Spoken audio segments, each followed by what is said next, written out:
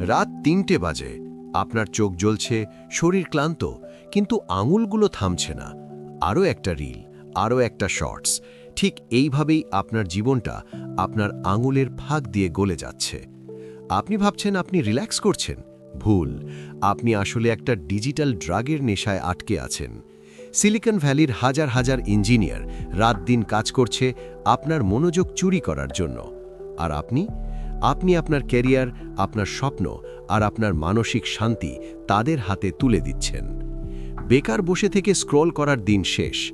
আজকের ভিডিওতে আমরা শিখব কিভাবে আপনার ব্রেনকে এই ডিজিটাল জেলখানা থেকে মুক্ত করবেন। ক্যাল নিউপোর্টের ডিজিটাল মিনিমালিজম, এটি কেবল একটি বই নয়, এটি আপনার নিজেকে ফিরে পাওয়ার শেষ সুযোগ। গবেষণা বলছে একজন সাধারণ মানুষ দিনে গড়ে ৫-৬ ঘন্টা ফোনের পেছনে কাটায়। তার মানে বছরে প্রায় ৯০ দিন। আপনার জীবনের ৩টি মাস আপনি স্রেফ অন্যের বানানো কন্টেন্ট দেখে নষ্ট করছেন। এই ৯০ দিনে আপনি চাইলে নতুন একটা স্কিল শিখতে পারতেন, নিজের বডি ট্রান্সফর্ম করতে পারতেন, বা একটা ছোট বিজনেস শুরু করতে পারতেন, কিন্তু আপনি সেটা করেননি। আপনি চাইলেই ফোন রাখা কেন এত কঠিন? কারণ অ্যাপগুলো তৈরি করা হয়েছে আপনার ব্রেনের ডোপামিন লুপ হ্যাক করার জন্য। প্রতিটা লাইক, প্রতিটা নোটিফিকেশন আপনার ব্রেনে একটা সাময়িক আনন্দ দেয়, যা ড্রাগের নেশার চেয়ে কোনো অংশে কম নয়। আপনি যখন বোর হন, আপনার ব্রেন তখন সেই সহজ আনন্দটা খোঁজে, আর এখানেই আপনি ফেঁসে যান। কিন্তু সমাধান আছে।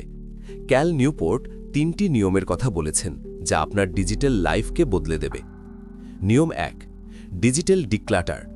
আগামী ৩০ দিন আপনার ফোন থেকে সেই সব অ্যাপ ডিলিট করে দিন যা আপনার কেরিয়ার বা পরিবারের জন্য একদমই জরুরি নয়। ভয় পাবেন না, পৃথিবী থেমে যাবে না। নিয়ম ২, টুল বনাম নেশা। ফোনকে ব্যবহার করুন হাতুড়ির মতো। কাজ শেষে হাতুড়ি যেমন আলমারিতে তুলে রাখেন, ফোনকেও ঠিক সেভাবেই দরকার ছাড়া হাতে নেবেন না। নিয়ম ৩, একাকিত্বকে উপভোগ করা।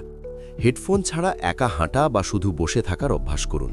আপনার সেরা আইডিয়াগুলো তখনই আসবে যখন আপনার ব্রেন শান্ত থাকবে, নোটিফিকেশনে ব্যস্ত নয়।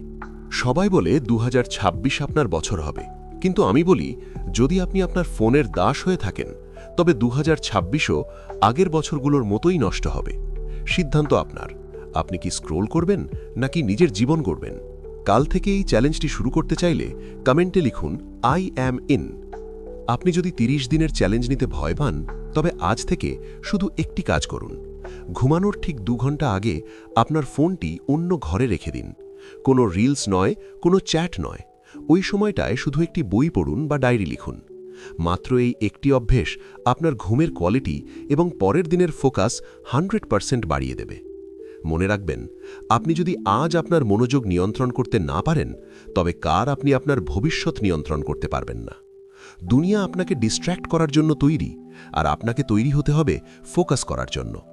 আপনি কি গড়পড়তা ৯৯% মানুষের মতো স্ক্রোল করে জীবন শেষ করবেন, নাকি ওই ১% মানুষের দলে নাম লেখাবেন যারা নিজের সময়ের মালিক নিজে?